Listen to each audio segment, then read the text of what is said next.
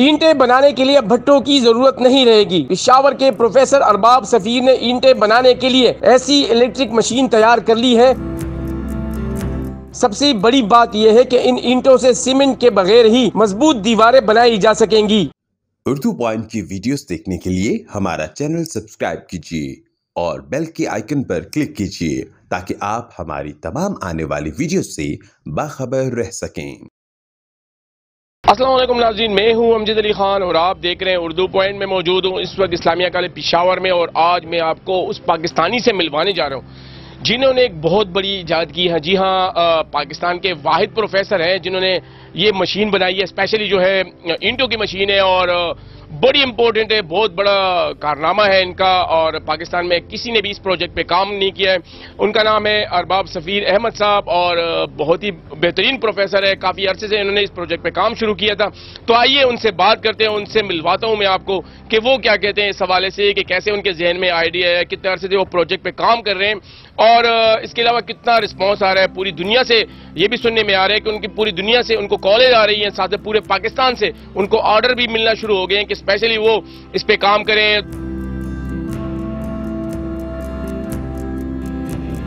میرا نام ڈاکٹر ارباب سفیر احمد ہے اور میں یہاں فاؤنڈنگ ڈائریکٹر ہوں سینٹر فار میٹیریل سائنس کا۔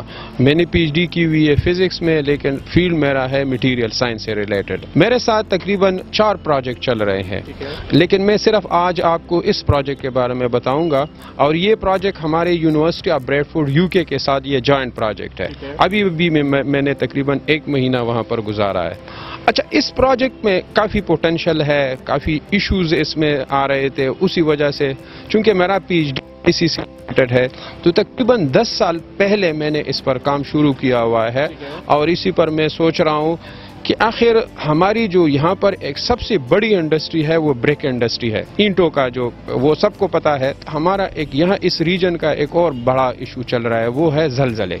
یعنی دنیا میں، جاپان میں اگر آپ دیکھیں، وہ اس طرح بلڈنگ بناتے ہیں تاکہ وہ ارتھ کوئک کے زلزلے کو زیادہ سے زیادہ برداشت کر سکے، زیادہ سے زیادہ ریکٹر سکیل کو برداشت کرے۔ یہ جو 2 ایشوز ہمارے ریجن میں چل رہے ہیں، تو اس پر میں نے سوچا کہ اس طرح ہم ایک بلاک اینٹ کو بنائیں جس میں یہ آلودگی ہم ختم کریں یا کم سے کم کریں۔ اس طرح بلڈنگ اس سے بنایا جائے کہ اس بلڈنگ کی ریزسٹنس بڑھ جائے۔ جس طرح 2005 میں زلزلہ آیا ہوا ہے، تو یہ ہمارے سائنٹسٹ جو ہے اس ریجن کے بارے میں کہتے ہیں کہ 50-60 سال میں ضرور ایک بڑا زلزلہ آتا ہے، یہ اس کی تاریخ ہے ہماری۔ تو گورنمنٹ یا ہم کو چاہیے کہ ہم اس بلڈنگ کی طرف جائیں تاکہ اس بلڈنگ کی ارتھ کوئک ریزسٹنس روز بروز جو ہے اس کی ہم انکریز کریں تاکہ یہ نقصانات جو ہوتے ہیں وہ کم سے کم ہو جائے۔ تو اسی پر میں نے کام شروع کیا، اور یہ پروجیکٹ ہماری صوبائی حکومت کی ایک پروجیکٹ مجھ کو مل گئی، اور آج جو ہے اللہ کے فضل سے میں اس میں کامیاب ہوا کہ نہ صرف ہم نے اس میں اینٹ بنایا، بلکہ اینٹ میں مختلف قسمیں ہم نے بنا دی۔ پھر ہم نے اس میں اس کے لیے یہ مشین بنا لیا، اور اس مشین کی مدد سے ہم بغیر کسی آگ کے یہ اینٹ بنا سکتے ہیں۔ اچھا، اس اینٹ میں صرف یہ نہیں، اس میں ٹائم کا بھی، وہاں پر جو اینٹ بنتی ہے وہ تقریباً 1 مہینہ اس پر لگتی ہے۔ یہاں پر آپ کے پاس جو ہے ودن منٹ میں، اگر آپ یہاں پر 2 اینٹوں کا اس میں لگا ہوا ہے تو 2 اینٹ آپ کو 1 منٹ میں دے دے گا، اور 5-6 دنوں میں آپ جس طرح ہم ابھی دیکھتے ہیں کہ باہر دھوپ میں آپ رکھتے ہیں اور یہ خود بخود یہ اسٹرینتھ کو گین کر دیتا ہے۔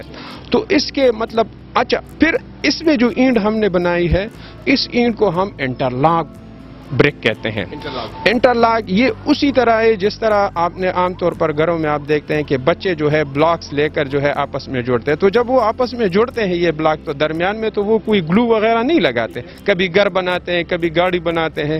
تو اسی سے ریلیٹڈ یہی ہے کہ اس میں ہم یہ اینٹ لگاتے ہیں اور یہ خود بخود آپس میں انٹرلاک ہو جاتے ہیں۔ ڈیزائن کیسے کیا سر، بنایا کیسے، کس طریقے سے، یہ سر ہمارے ویور جاننا چاہیں گے۔ اچھا، اس میں اب میں ذرا انٹرسٹنگ بات آپ کو یہ بھی بتا دوں کہ اب فار ایگزامپل جب میں نے اس میں کام شروع کیا تو پہلے تو میں لیبارٹری میں یہ بناتا تھا نا، لیبارٹری میں ہم نے یہ چھوٹے چھوٹے، پھر اس کی ٹیسٹنگ کراتا ہے، چونکہ میں نے آپ کو بتایا ہم سینٹر آف میٹیریل سائنس کے میں ڈائریکٹر ہوں، تو ہمارے پاس آلریڈی یونیورسل ٹیسٹنگ مشین پڑا ہوا ہے، اسے ہم ٹیسٹ کراتے ہیں۔ جب وہ پروسیس ختم ہوا تو پھر میں پریکٹیکل پر آیا. لیکن جب پریکٹیکل پر آیا تو بہت میرے لیے مشکل پروسیس تھا، چونکہ پریکٹیکل کام کرنا اور تھیوریٹیکل باتیں بتانا ان دونوں میں زمین اور آسمان کا فرق ہے. تو پھر میں یہاں پر کافی لوگوں سے بھی بہت بڑے بڑے مطلب ہمارے ایکسپرٹس ہوتے ہیں انجینئر جو میکینیکل انجینئر، ان سے کافی میں نے ڈسکشن کی، لیکن کافی مسئلے آ رہے تھے. پھر میں نے مطلب ہماری چونکہ پریکٹیکل ایجوکیشن سسٹم میں ہمارے پاس یہی ایک مسئلہ ہے کہ ہماری ایجوکیشن سسٹم میں پریکٹیکل نہیں ہے. پریکٹیکل نہ ہونے کی وجہ سے مجھے کوئی یعنی یہ مشین جس میں آپ کو بتاؤں جس میکینیکل بندے سے میں نے اس کے ساتھ وہ بناتا تھا اور میں اس کو ڈیزائن وہ دیتا تھا، تو وہ ایک ان پڑھ، شاید انہوں نے میٹرک بھی نہ کی ہو، تو انہوں نے میرے ساتھ اس میں یہ ہم پھر بیٹھ کے وہ چیزیں کرتے تھے اور بناتے تھے. تو اب یہی اس میں میرے لیے عجیب سی بات ہے کہ بجائے یہ کہ میں کسی میکینیکل اسٹوڈنٹ کو انجینئرنگ اسٹوڈنٹ سے وہ یا پروفیسر ہو اس کو یہ دے دیتا اور وہ میرے لیے بنا دیتا. لیکن چونکہ یہ بدقسمتی ہے کہ گورنمنٹ کو چاہیے کہ یہ ہماری ایجوکیشن سسٹم میں پریکٹیکل چیز کو امپلیمنٹ کرے. تو وہ یہ میرے لیے کافی، اور اس پر کافی زیادہ ٹائم مجھے مل گیا اور تقریباً 7-8 مہینے اس پر میرے لگ گئے، اور کافی مجھے پریشانی بھی تھی، کبھی کبھی ڈس ہارٹڈ بھی ہوتا تھا کہ بس چھوڑ دوں یہ میں نے کیا مطلب شروع کیا ہوا ہے. لیکن جب انسان ڈٹرمنٹ ہو تو وہ خدا جو ہے آپ کے ساتھ مدد کر دیتا ہے، اور پھر آخر کار انشاءاللہ ہم ڈیزائن کے حوالے سے بتائیں. ڈیزائن آپ نے کتنے عرصے میں بنایا، ساتھ ساتھ جو پھر کتنا عرصہ لگا اس مشین کو بنانے میں؟ اچھا، ڈیزائن تقریباً 2 سال کا پروجیکٹ تھا.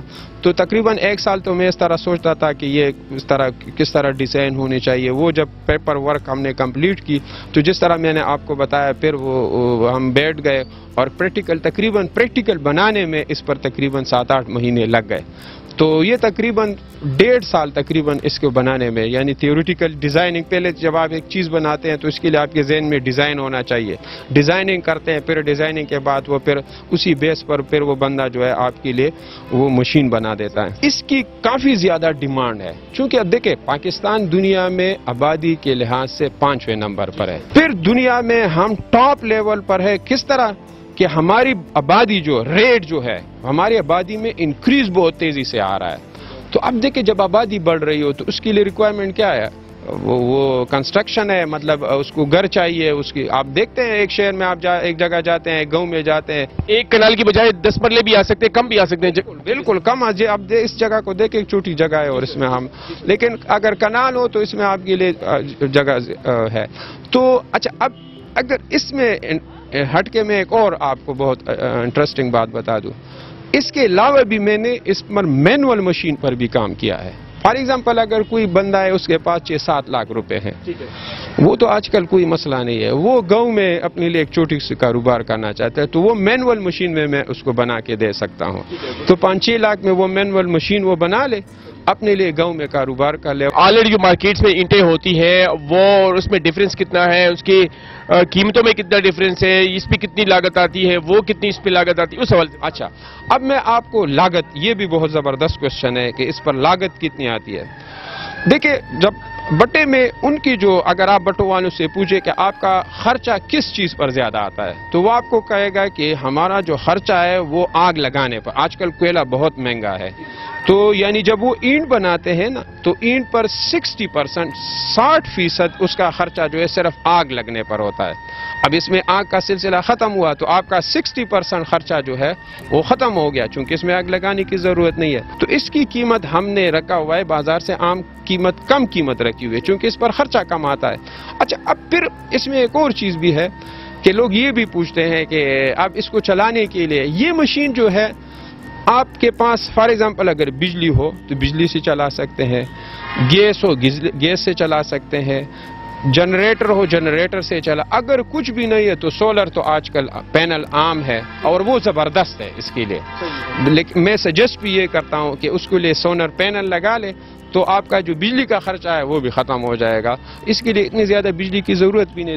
دو چھوٹے چھوٹے اس میں یہ موٹر ہم نے لگائے ہوئے ہیں, تو وہ مطلب ایک سولر سے آسانی سے وہ. اگر یہ بھی نہ ہو جس طرح میں نے آپ کو بتایا, تو مینول اپنے ہاتھوں, اس میں ذرا وہ اپنی محنت کی ضرورت پڑتی ہے, تو 5-6 لاکھ میں وہ مشین بنا لے گا, ہاتھوں سے وہ اپنے لے کر سکے گا. جب آپ نے مشین بنائی اور جب لوگوں کو پتہ چلا, تو مجھے بتائیں رسپانس کیسے آ رہا ہے, کہاں سے آ رہا ہے آپ؟ ہاں, رسپانس بہت زیادہ آ رہا ہے. یقین کریں اس طرح کوئی دن نہیں ہوگا جو لوگ مجھے فون نہ کرتے ہوں گے اور آفر دیتے ہیں. کافی لوگوں نے میری مطلب کافی عزت بھی کرتے ہیں. سر یہاں پہ جب آپ نے یہ مشین بنائی اور اتنا بڑا کارنامہ ہے سر آپ کا, پورے پاکستان میں آپ واحد پاکستانی ہیں جنہوں نے اس پہ کام کیا پروجیکٹ پہ, مجھے بتائیں سر گورنمنٹ لیول پہ آپ کو کتنا رسپانس ہے؟ ہاں, گورنمنٹ تو ایک تو یہ ہے کہ گورنمنٹ نے صوبائی حکومت کا یہ پروجیکٹ ہے, لیکن اس کے علاوہ گورنمنٹ اتنا وہ نہیں لے رہا ہے, انٹرسٹ نہیں لے رہا. میں چاہتا ہوں گورنمنٹ کو اس وجہ سے انٹرسٹ لینا چاہیے کہ ہمارے ملک میں بے روزگاری ہے, لوگ ڈگری حاصل کرتے ہیں اور پھر روزگار کے لیے اگر وہ اس چیز کو امپلیمنٹ کرے, اس پر زور دے, اگر میری حوصلہ افزائی کرے یا اور لوگوں کی کرے, تو اس طرح اور پروفیسر ٹیچر جو ہے اس طرف آ جائیں گے. تو یہ یونیورسٹیز کو بھی فائدہ ہے, کالج کو بھی فائدہ ہے, جس کالج سے انجینئرنگ سے وہ پڑھتے ہیں, تو وہاں پر بھی وہ یونیورسٹی اپنی ریونیو جنریٹ کر سکتے ہیں. اور اگر گورنمنٹ اس پر توجہ دے تو یہ جو ہے جو گورنمنٹ پر جو پریشر ہے کہ آپ ہمیں جو ہے جاب دے, گورنمنٹ دیکھیں آپ نے سنا ہے بہت زیادہ اعلانات کرتے ہیں اتنے جاب دیں گے, پھر مشکل ہوتا ہے اور یہ پاسبل ہی نہیں ہے کہ ہر ایک کو وہ جاب دے. گورنمنٹ کا باہر ممالک میں کیا ہوتا ہے, وہ یہ سوچتے ہیں کہ اس بندے کو ہم ڈگری دے رہے ہیں, یہ کس طرح اپنے لیے خود روزگار شروع کر لے. اچھا, جب ایک بندہ آپ دیکھیں, فار ایگزامپل کسی بندے نے یہ مشین لے لیا, تو اس کا صرف روزگار اپنا نہیں چلتا, اس کے ساتھ 2-3 مزدور لگے ہوتے ہیں, تو اس کی جو دیہڑی جو ہے وہ بھی شروع ہو جاتی ہے. پھر اس کے ساتھ اور لوگوں کی بھی, وہ جو را میٹیریل لاتے ہیں ٹریکٹر ٹرالی میں, تو کافی مطلب ایک بڑا ایک سلسلہ شروع ہوتا ہے نا. جب آپ نے مشین بنائی, اب آپ کافی فیمس بھی ہو چکے ہیں اور آپ کے لیے پوری دنیا سے آپ کو رسپانس آ رہا ہے, تو کیسا فیل ہو رہا ہے سر؟ تو مطلب ایک دیکھیں, جب فار ایگزامپل عام لوگوں سے, اور جب میں لوگوں سے قصے کہانیاں, یعنی جس طرح ایک افغانستان کا بندہ وہ کینیڈا میں تھا, یقین کرے وہ کہہ رہا تھا کہ میں ہر مہینے لوگوں کو, اپنے گھر والوں کو, افغانستان اور یہاں ہماری خیبر پختونخوا تقریباً ایک طرح کے حالات ہیں, تو وہ فیملی والے مجھ سے ہر مہینے پیسے مانگتے ہیں. تو وہ کافی پریشان تھا کہ میں کیا کروں, اس کے لیے کوئی روزگار دے دوں تاکہ یہ خود ڈیپینڈنٹ ہو جائے نا. تو لوگ اس وجہ سے چاہتے ہیں, اور مجھے خوشی اس بات پر ہوتی ہے نا کہ کم از کم میری وجہ سے کسی کی روزگار مل جائے, تو یہ میرے لیے بہت بڑی بات ہے.